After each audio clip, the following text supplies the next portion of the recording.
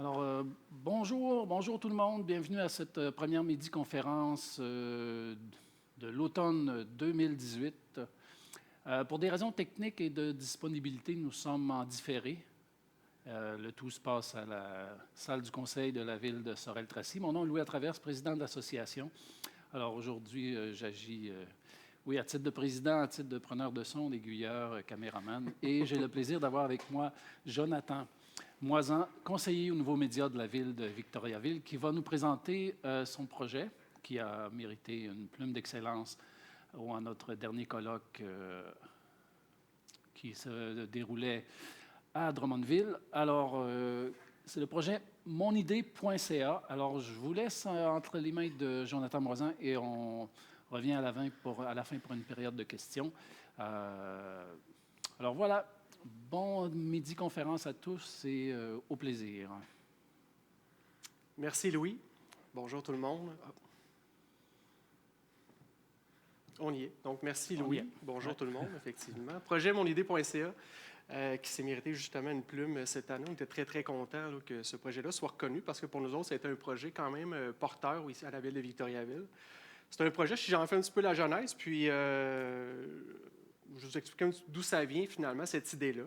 C'est que notre service de la gestion du territoire, à l'aube d'un projet de revitalisation de notre centre-ville, nous est arrivé aux communications, nous a dit finalement, est-ce que c'est possible d'avoir en alternative ou en parallèle avec les consultations publiques traditionnelles, est-ce que c'est possible d'avoir un outil qui nous permettrait de centraliser un petit peu les outils, les idées qu'on reçoit finalement pour être capable de mieux regarder où le projet s'en va, les attentes des gens, tout ça. Et là, on a regardé Facebook, on a regardé à gauche et à droite les outils qui existaient déjà. On s'est rendu compte que c'est souvent limité, ça permet moins bien de centraliser. Des fois, le débat s'en va à gauche et à droite. On le sait dans les commentaires Facebook souvent, ça peut prendre différentes avenues. Donc, c'est ce qui nous a poussé à développer à la ville de Victoriaville et avec nos partenaires locaux web, c'est-à-dire une plateforme de consultation publique qui nous permet de mener des consultations via le web, finalement, exclusivement. Donc, effectivement, mon nom est Jonathan Moisan. Je travaille à la ville depuis 2013, conseiller nouveaux médias. Donc, tout ce qui est web, c'est un petit peu mon dada. Monidée.ca, je vais vous le présenter en fait en vous comparant en premier avec les consultations traditionnelles. Bon, le besoin auquel ça répond, les limitations de ce type de consultation-là actuellement, puis je pense qu'on les connaît un petit peu. Ensuite, je vais vous présenter un petit peu le concept derrière monidée.ca, vraiment comment ça marche. Par la suite, je vais aller au niveau des avantages pour le citoyen, pour les décideurs, donc l'appareil municipal, ce que ça nous amène. Et par la suite, donc pour terminer, il va y avoir un petit peu de détails sur l'exportabilité, c'est-à-dire l'exportation de ce projet-là qui est en train de se faire. Il y a plusieurs villes qui actuellement ont adopté cette plateforme-là pour leurs besoins de consultation publique propre. Donc, je me lance tout de suite avec les consultations traditionnelles.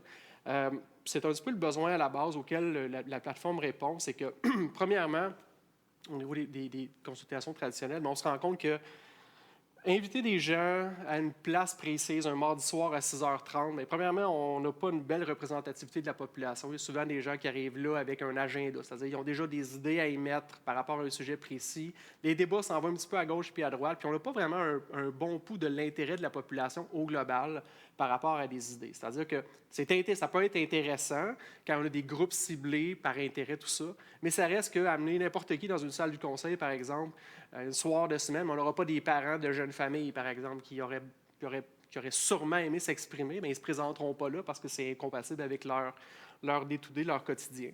Donc, puis évidemment, il y a des efforts après ça de préparation, de logistique, il y a des coûts associés à ça.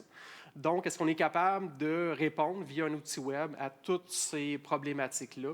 C'est le cas. Nous autres, on s'est demandé comment est-ce qu'on fait pour informatiser le concept sans dupliquer ce qui existe un petit peu déjà, puis en faisant ça dans une simplicité extrême. Le premier mur qu'on a frappé tout de suite en partant, après qu'on a eu notre idée, c'est bon, OK, bien, on n'a pas d'argent, on n'a pas de temps, puis personne pour s'en occuper. Fait qu'il fallait, en plus que ça soit ultra simple, il fallait que ça soit très facilement gérable, que ça soit très facilement aussi configurable, cet environnement-là, pour créer nos consultations publiques en ligne. Et les objectifs auxquels on souhaitait répondre, c'est la simplicité extrême, c'est-à-dire qu'il ne faudrait pas avoir jamais à créer de documentation, ni même à expliquer comment fonctionne le système. Il faut que ce soit tellement simple que n'importe qui, de 10 à 99 ans, soit capable vraiment d'utiliser cette interface-là. On veut que ça soit le 100% accessible, donc via toutes les plateformes possibles, tous les appareils possibles aussi. On veut une flexibilité par rapport au fonctionnement de cet outil-là, parce que les besoins d'une consultation A peuvent être complètement différents des besoins d'une autre municipalité, par exemple, pour une consultation B. Et ensuite, on veut que le processus au global soit complètement transparent. On ne veut absolument pas que quelqu'un, un citoyen qui a émis une idée, puisse nous dire c'est pas exactement ça que je voulais dire, ou ce qui s'est retrouvé en ligne, c'est pas exactement ce que je t'avais envoyé.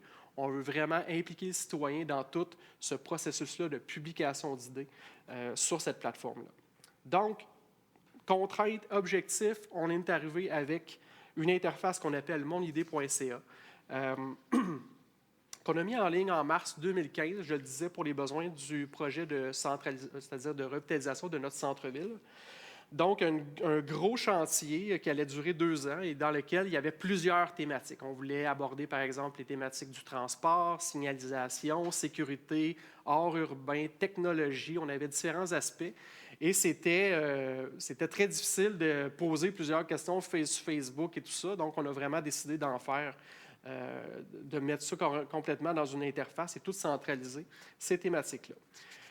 Il y a 5 concepts dans monidée.ca que je veux prendre le temps de vous expliquer aujourd'hui. On commence par le premier, qui est le concept de soumettre une idée. Dans chacune des consultations, ce qui est bien intéressant là-dedans, c'est que chaque consultation a sa propre adresse. On n'est pas nécessairement obligé d'aller sur la page d'accueil de monidée.ca. On peut simplement se rendre sur l'adresse qui est propre à cette consultation-là, puis qui d'ailleurs a son propre visuel, son propre logo, donc son propre environnement au niveau du style. Mais le fonctionnement est très, très simple. C'est-à-dire qu'on arrive sur cette interface-là, on arrive dans une liste d'idées qui ont déjà été émises, mais surtout en haut, le premier bouton qu'on voit en haut à droite, et peut-être on le voit sur le screenshot en ce moment, c'est soumettre une idée. Donc, le fameux bouton soumettre une idée nous permet de charger un formulaire qui lui demande, en fonction de la consultation, vous demande quelle est votre idée. Donc, évidemment, les gens savent qu'ils sont dans un projet X, soumettre une idée. Donc, on n'a pas besoin de leur demander de se brancher, on n'a pas besoin de leur demander différentes informations avant qu'ils puissent émettre leur idée. On veut que, d'un seul clic, ils puissent déjà commencer à entrer leur texte et ensuite nous dire un petit peu qui ils sont.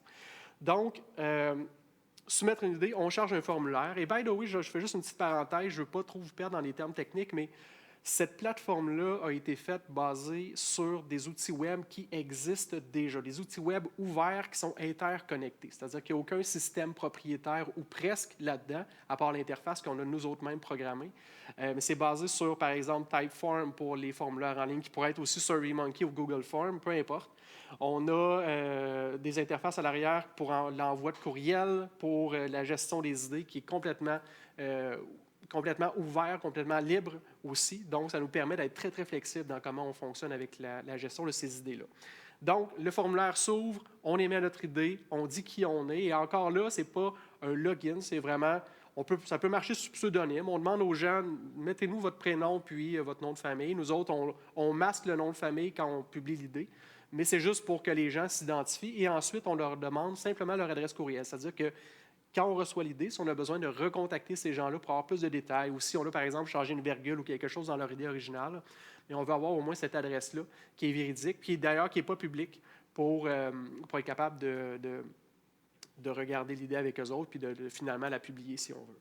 Donc, le formulaire, lui, récolte l'idée, l'envoie de notre côté, donc directement sur monidée.ca. Et ça, avant d'être évidemment publié, ça s'en va dans une interface de modération. Et c'est là le deuxième concept, qui est le concept de modérer.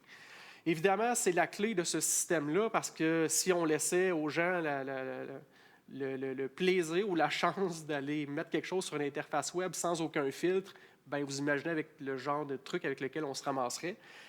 Pour éviter ça, on a créé complètement à l'arrière-scène, donc c'est caché pour la plupart des gens. On a setupé finalement une interface qui nous permet de recevoir les idées et ensuite de les modérer. Donc, chaque idée a un statut qui est en attente d'approbation, en validation ou publié en ligne. Donc, on a différents statuts qui contrôlent l'affichage ou non sur la plateforme en tant que telle. Et aussi, cette interface-là nous permet de non seulement accéder au texte original de l'idée, mais s'il y a un fichier qui a été associé à cette idée-là, c'est-à-dire que, par exemple, la personne, elle, au centre-ville, voyait, je ne sais pas, des glissades d'eau quelque part dans le milieu du centre-ville, et by the way, c'est une vraie idée qu'on a reçue, aurait pu nous mettre finalement une photo de Valcartier juste pour venir appuyer un petit peu ou contextualiser son idée comme si ce n'était pas assez clair. Donc, on peut mettre là-dedans, on peut émettre des idées qui sont accompagnées finalement d'un fichier joint. Donc, on a vraiment une interface pour gérer tout ça. Et ce qu'on veut contrôler là-dedans, c'est, bon, est-ce que l'idée est pertinente par rapport au sujet? Oui, parfait. Est-ce que l'idée est dans la bonne thématique? Je parlais au départ que quand les gens soumettent leur idée, on a une série de thématiques qu'on peut sélectionner, c'est-à-dire auxquelles on peut rattacher notre idée. C'est-à-dire que si moi, je veux, par exemple, que mon centre-ville ait un Wi-Fi public qui est complètement gratuit, bien, je vais mettre ça dans la thématique qui s'appelle technologie. Je ne mettrai pas ça dans la thématique transport. Par contre, s'il y a eu une erreur, le modérateur peut lui-même switcher de catégorie pour juste s'assurer que les bonnes idées sont aux bonnes places, finalement, sur l'interface publique. Donc, c'est ça. Est-ce que le propos est pertinent? Est-ce que pertinent au sujet? Est-ce que c'est dans la bonne catégorie? Et j'oublie la troisième validation, mais essentiellement, c'est juste pour s'assurer que le discours demeure pertinent, demeure civilisé. Et ce qu'on se réserve le droit aussi, puis ça dépend des municipalités. Nous autres, ce qu'on a fait à Victo, c'est qu'on s'est dit, bon, le jeune garçon de 14 ans qui a une vision de son centre-ville versus la personne qui a résidé à Victoriaville 50 ans n'a généralement pas la même façon de s'exprimer. Mais comment est-ce qu'on peut enlever cette barrière-là, ou du moins la rendre, enlever ce facteur-là une fois l'idée publiée?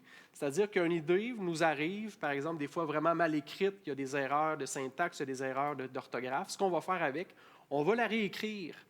Et, comme je le disais tantôt, le processus est complètement transparent. Donc, la personne qui nous a envoyé l'idée au départ reçoit un courriel qui lui dit « Votre idée est prête à être mise en ligne. » Par contre, on a dû faire quelques modifications par rapport à votre idée originale pour juste l'exprimer mieux ou qu'elle soit plus claire ou plus concise. Est-ce que ce texte-là vous convient? Donc, on a le texte original, le nouveau texte. Est-ce que ça vous convient? Et du moment qu'il nous dit que ça lui convient, ça se ramasse en ligne. S'il nous dit jamais que c'est correct ou il nous dit que ce n'est pas correct, ça ne se retrouve jamais en ligne. Donc, on est complètement transparent à ce niveau-là. On ne peut pas se faire accuser de changer le propos ou modifier finalement la vision de quelque idée que ce soit. Et il y a différents, évidemment, messages si l'idée est refusée ou si il y a une idée qui a déjà été émise qui ressemble à ça. On va simplement la refuser pour dire, bien, va simplement voter pour l'idée qui est similaire à la tienne, qui existe déjà. Ça clôt le deuxième concept de modération. Troisième concept, j'en ai parlé, on parle de voter. C'est-à-dire qu'on part, évidemment, d'une page blanche par rapport à un projet. On a des thématiques dans lesquelles les idées vont venir s'ajouter. Mais où est l'intérêt de simplement publier des idées quand, justement, on veut mesurer le pouls de la population par rapport à des orientations précises? Bien, c'est là que le vote entre en ligne de compte. C'est-à-dire que quand on accède à l'interface, je le disais tantôt, on le voit tout de suite, des idées, finalement, qui ont déjà été émises, avec, à gauche et à droite, un pouce en haut et un pouce en bas pour « je suis pour »,« je suis contre ». Et c'est là la seule validation technique. Je parlais tantôt que pour soumettre une idée, il n'y a pas vraiment de login, il n'y a pas vraiment besoin de s'identifier en tant qu'usager de monidée.ca. Par contre, rendu là, pour éviter qu'une personne vote 50 fois pour son idée, on va associer chaque usager avec les votes qu'il a bien enregistrés par rapport à chacune de ces idées-là. Donc, on peut voter une seule fois pour chaque idée. Et un des paramètres qu'on a mis sur monidée.ca qui change un petit peu la donne, c'est que on s'est dit, ça serait bien intéressant que les gens, avant de voir les commentaires des autres et de voir la popularité relative de cette idée-là, donc le nombre de votes pour, le nombre de votes contre, il faudrait qu'on les oblige à se mouiller. Et ça serait beaucoup plus intéressant d'avoir le vrai pouls de la population que quelqu'un qui change sa vision après avoir lu tous les commentaires juste pour être complètement le mouton noir, finalement, par rapport à cette idée-là. Donc, on a un paramètre dans monidée.ca qui nous permet de dire est-ce qu'on permet aux gens de voter ou non avant de consulter le détail d'une idée. Et c'est souvent ce qu'on va choisir de faire par rapport à des consultations publiques. Donc, liste d'idées, très, très simple, accès à l'idée, évidemment, au texte original et au fichier joint qui est fait directement là. Et ce qui est bien intéressant, c'est que, je le parlais, on a une organisation par thématique par rapport à chaque consultation. bien, on a une vue qui nous permet, après ça, d'accéder à une thématique précise et de voir les idées, ou de consulter les idées vraiment juste par rapport à les sujets précis. Donc, si moi, ce qui m'intéresse, c'est vraiment plus l'art urbain, je travaille en culture ou je travaille dans un organisme culturel quelconque, bien, je peux aller voir ou je peux aller émettre directement mes idées dans cette thématique-là, dans ce sujet-là précis. Donc, on a évidemment un suivi du nombre d'idées qui sont reçues et donc la possibilité après ça de venir aussi, et c'est là le 4e concept, de venir commenter. Donc, une fois qu'on s'est mouillé, une fois qu'on a voté pour ou contre une idée précise, on peut venir nuancer, ou c'est-à-dire apporter une variante à cette idée-là via une interface de commentaires. On peut publier autant de commentaires que l'on veut. Donc, chacune des idées a sa propre page avec une série de commentaires qui est consultable, un petit peu comme un fil Facebook aurait un post avec des commentaires. On le voit un petit peu de cette façon-là. Donc, les commentaires sont quand même assez populaires sur cette plateforme-là, évidemment. Et c'est aussi simple que ça, on commente. Il n'y a pas vraiment de validation qui est faite sur les commentaires. Donc, si le discours déraille un peu, mais c'est au niveau de la modération, on peut évidemment les enlever, ces commentaires-là, au besoin. Mais on laisse les gens vraiment s'exprimer comme ils veulent. Peut-être même se répondre entre des commentaires. Ça n'a pas nécessairement arrivé. Ce n'est pas aussi simple que sur Facebook, par exemple.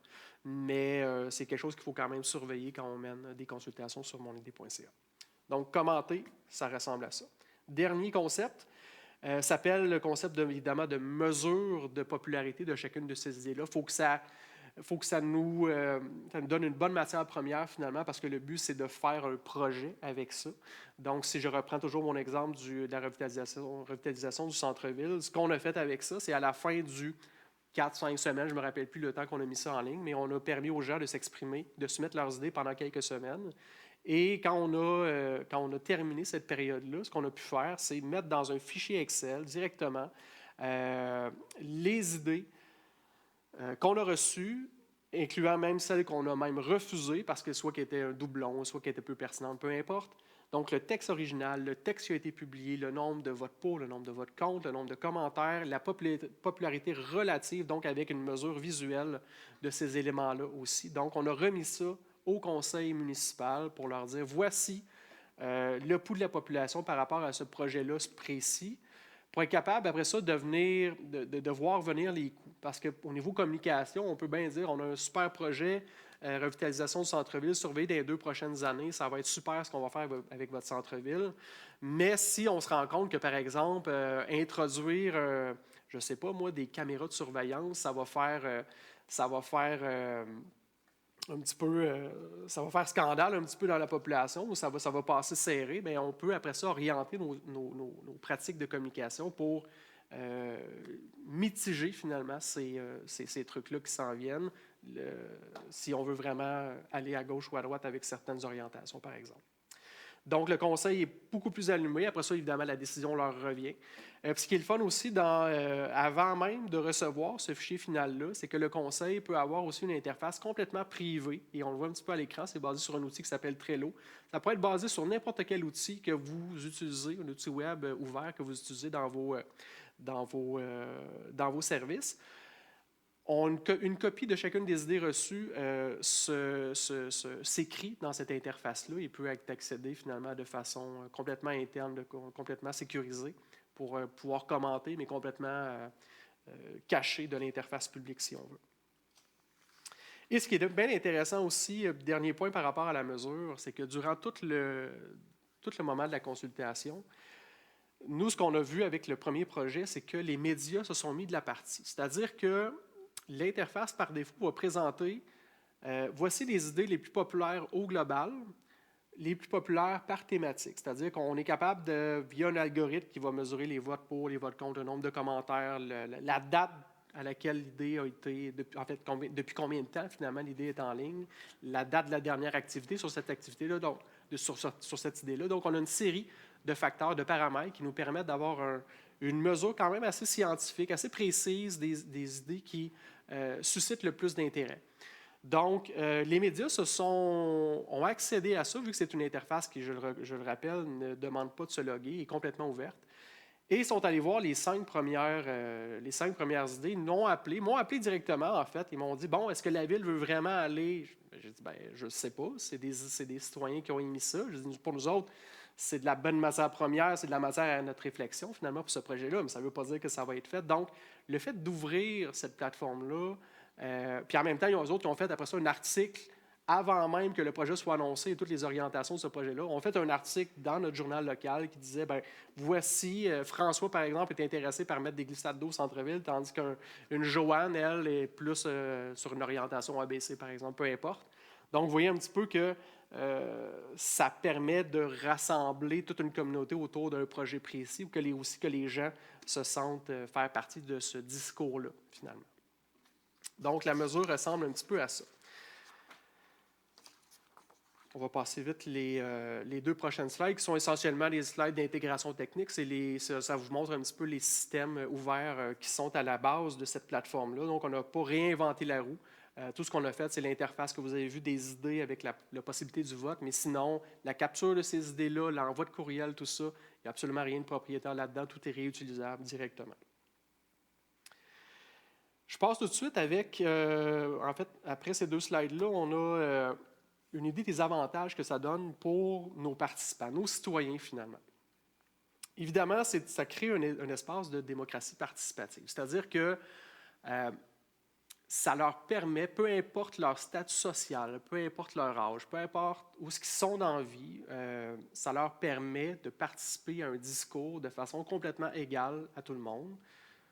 Pas complètement anonyme, mais avec un certain niveau d'anonymat. Donc, on ne peut pas identifier personnellement une personne par rapport à une idée. Donc, ça permet vraiment de faire sortir des opinions qui, normalement, ne seraient pas entendues au niveau municipal. On respecte la vie privée, les contraintes personnelles, j'en parlais. Donc, là-dedans, on a un anonymat, un certain anonymat dans toute cette plateforme-là, ce processus-là. Une chance de se faire entendre de façon égale. Aussi, ça élimine la barrière de parler en public. Il ne faut peut-être pas...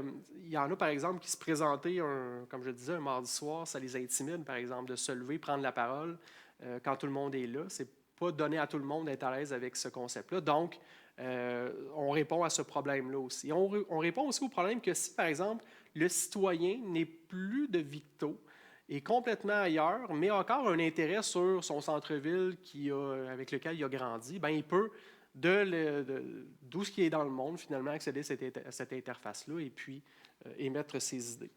Et tout ça, au global, augmente évidemment le pouvoir du citoyen par rapport à son appareil municipal et la prise de décision. Pour les décideurs, donc pour l'appareil municipal en tant que tel, ce que ça donne, une économie de temps et d'argent, évidemment, il n'y a pas de gros setup à faire, tout est fait avant.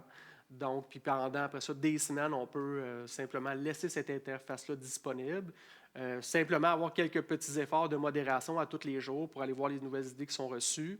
Tu peux suivre le discours qui est en train de s'opérer sur cette plateforme-là, mais essentiellement, il n'y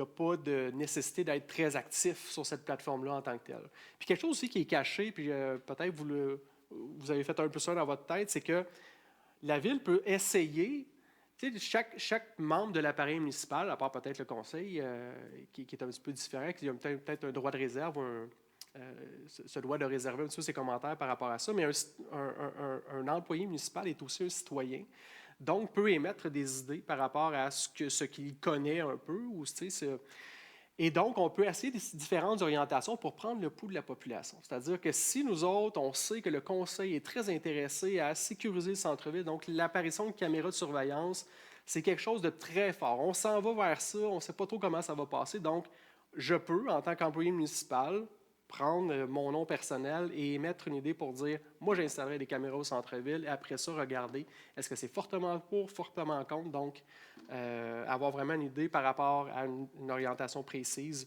de comment la population, après ça, va prendre ça.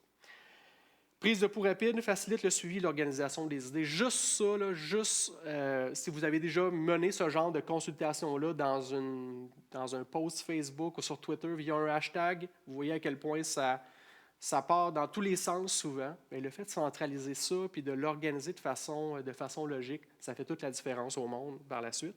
Idées diverses enrichies de visuels. Je vais parler des fichiers joints permettent de venir mettre un contexte par rapport à une idée qui pourrait être très longue à expliquer, mais le fait, des fois, juste d'ajouter une vidéo ou une photo va nous donner un contexte. Le guide de la prise de décision, évidemment, le fait qu'on ait toute cette belle matière première-là, les idées reçues, tout ça, et la popularité nous permet de mieux orienter nos décisions. Mesure la popularité d'idées précises aussi, j'en parlais, et permet de prévoir l'acceptation de projets. Et ça, c'est un point à ne pas négliger. C'est vraiment quelque chose que nous autres, on avait certaines orientations avec le centre-ville qu'on n'était pas certain, et en voyant comment ça s'en venait au niveau de la popularité des gens, puis l'intérêt des gens par rapport à certains trucs, bien, on savait d'avance qu'est-ce qui allait passer puis qu'est-ce qui allait moins bien passer si on le veut. Et en phase 2, puis juste faire une dernière parenthèse par rapport à ce projet-là précis, parce qu'on en a mené jusqu'à date, je crois, 5 consultations là, en mode monidée.ca, page blanche, on y met des idées, tout ça. Entre autres pour le renouvellement de notre politique familiale. On en avait pour un certain secteur du vieil Arthabasca à Victoriaville qu'on voulait aussi revaloriser, c'est-à-dire. Donc, il y a différents sujets qui peuvent entrer là-dedans. Au niveau des constats, évidemment, après, maintenant, je parlais de mars 2015, ça a été livré une première fois, donc depuis 3 ans. Ce qu'on constate avec ce bel outil-là web-là, taux de participation versus nos consultations publiques traditionnelles, c'est beaucoup plus de gens, évidemment, qui vont être entendus là-dessus. Ça développe le sentiment d'appartenance pour nos gens, pour nos citoyens, pour les gens même de l'extérieur qui étaient des anciens Victoriavillois ou qui connaissent des gens de la place, mais qui ont un intérêt ou une connaissance par rapport à des sujets précis, sont invités à venir collaborer, participer au débat. Sentiment d'être écouté et entendu, évidemment, et meilleure compréhension des enjeux, c'est-à-dire qu'une fois qu'on voit les idées par rapport à une thématique, bien, ça nous oriente pour dire, OK, bien, par rapport à la sécurité ou par rapport à la technologie, OK, voici les embûches qui pourraient, un petit peu empêcher certaines orientations, certains trucs, puis comment est-ce qu'on fait pour les contourner, comment est-ce qu'on fait pour marier finalement une idée avec des contraintes ou des embûches. Ensuite, changement de perception. Donc, les gens qui, à la base, sont très cyniques pour dire, bon, c'est bien, tout est déjà décidé d'avance, le conseil municipal a déjà ses orientations, une fois qu'on a voté, après ça, bien, pour 4 ans, on est pogné avec ses visions, puis ses trucs, puis tout ça. C'est pas tout à fait vrai. La ville est toujours à l'écoute, les municipalités sont toujours à l'écoute, tous les paliers de gouvernement sont toujours à l'écoute, et cette interface-là, cette plateforme-là est là pour le prouver.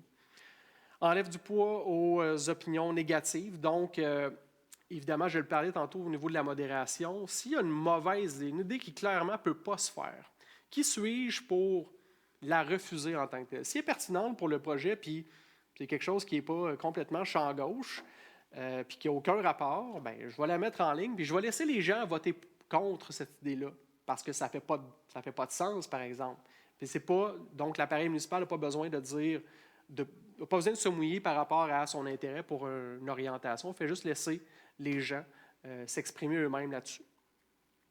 Ça force l'administration publique à la transparence aussi. J'en parlais depuis le départ. Le processus est complètement transparent. Donc, on ne peut pas se cacher en arrière de tout ça. Même si on a déjà des orientations précises par rapport à un projet qu'on veut mettre de l'avant, on a quand même ce processus-là qui vient mettre la transparence de A à Z. Et force les décideurs à mieux communiquer. Donc, ça nous permet, ça nous oblige finalement, quand les gens s'expriment, à mieux communiquer des réponses par rapport à des trucs précis. Le fait qu'on reçoit plus de input, bien, ça nous force à mieux communiquer le output ou la réponse par rapport à ces intérêts-là. Donc, monidée.ca, ça ressemble un petit peu à ça. Et la beauté de la chose, c'est que dès qu'on l'a mis en ligne, je vous dirais, j'ai passé les 2 premiers jours pas mal à modérer des idées parce que ça a créé une vague tout de suite en partant. On a eu, je crois, 120 idées qui sont venues dans les 48 premières heures par rapport au centre-ville. Par la suite, j'ai commencé à avoir des appels d'autres municipalités qui disaient « Hey, super le fun votre affaire, by the way, c'est quelque chose qui peut s'exporter, c'est quelque chose que je peux acheter ou copier chez nous, reprendre le concept. » Là, je disais « Ouais, pas encore, mais oui, on a peut-être un intérêt, effectivement, considérant qu'on a tous le même problème, finalement, le même besoin de consulter notre population. » Donc, on a créé une offre par rapport à monidée.ca qui se fait via nos partenaires locaux. Donc, souvent, j'ai jusqu'à date, je crois, une cinquantaine, 40-50 municipalités qui m'ont appelé, qui m'ont dit « Hey, Jonathan, très intéressant, votre plateforme, comment ça fonctionne. Nous autres, nos besoins précis ou notre projet, c'est tel. Est-ce que tu penses que ça serait pertinent, finalement, pour monidée.ca? Donc, je les oriente un peu. Et après ça, bien, quand l'intérêt est toujours là, bien, je les envoie vers nos partenaires locaux qui prennent la charge de projet, réalisent la consultation. Donc, setup, c'est vraiment clé en main. On setup à partir de votre visuel, de vos couleurs, de vos thématiques aussi. On va chercher des pictogrammes précis pour vos trucs à vous. Donc, on met tout ça en ligne. On vous dit, on forme les usagers qui vont être les modérateurs. Donc, soit à votre hôtel de ville ou un partenaire que vous avez de votre côté pour mener cette consultation-là. Donc, on fait la formation. Donc, tout ça pour que vous soyez complètement autonome. Le jour 1 qu'on lance votre consultation, vous pouvez vous-même modérer vos idées. Pas besoin de consulter ou d'appeler Victoriaville ou n'importe qui par rapport à monidée.ca. Vous êtes complètement autonome pour le faire. Et à la fin, vous extrayez vous-même vos données que vous envoyez à votre conseil municipal. Donc, c'est vraiment un forfait clé en main. Si ça vous intéresse, juste aller sur monidée.ca. À la page d'accueil, vous avez 2 options. Vous pouvez directement clavarder avec moi dans le coin supérieur, dans le coin inférieur droit, ou encore, vous pouvez c'est-à-dire nous soumettre votre demande de consultation et à partir de ce moment-là, à partir des quelques informations que vous allez m'envoyer, je pourrai vous rappeler pour qu'on en jase un petit peu plus. Donc, ça encourage évidemment le partage d'idées, le discours intermunicipal, ça crée des liens entre des municipalités, si on veut. Donc, un projet très, très intéressant, nous autres, pour Victoriaville au global, qui nous a fait créer des liens avec plusieurs municipalités. Donc, on trouve ça très intéressant. Donc, ça fait pas mal autour de ma présentation, en vous remerciant de votre attention, de votre intérêt et au plaisir de vous reparler par rapport à monidée.ca. Merci, Jonathan. J'aurais deux petites questions.